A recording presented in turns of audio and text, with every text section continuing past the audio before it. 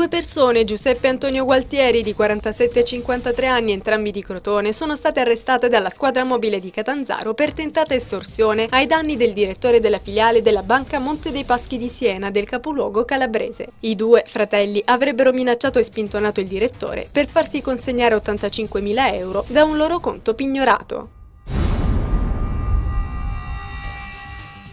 Ha suscitato diverse proteste e timori la nuova mega piattaforma arrivata a Crotone da qualche giorno di notte. La GFS Key Manhattan, battente bandiera delle isole Vanuatu, è approdata nelle acque del Mar Ionio per migliorare la produzione dei pozzi da cui l'ENI estrae il metano. Il comune tranquillizza sottolineando che la società Ionica Gas effettuerà per circa 4 mesi alcuni interventi di manutenzione straordinaria dei pozzi già esistenti.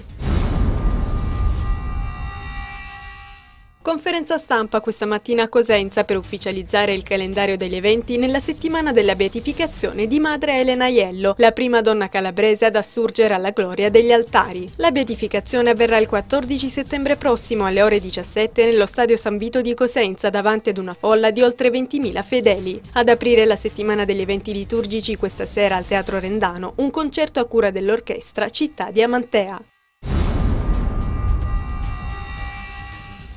Vacanze prolungate per gli studenti della città di Crotone. Il rientro tra i banchi previsto per lunedì 12 settembre slitta infatti a mercoledì 14. Lo slittamento è dovuto alla mancanza d'acqua prevista per lunedì e martedì a causa di un intervento di riparazione della rete idrica verso l'impianto di potabilizzazione del fiume Neto. La Sorical ha annunciato l'interruzione del servizio idrico dalle 12 di lunedì alle 16 di martedì.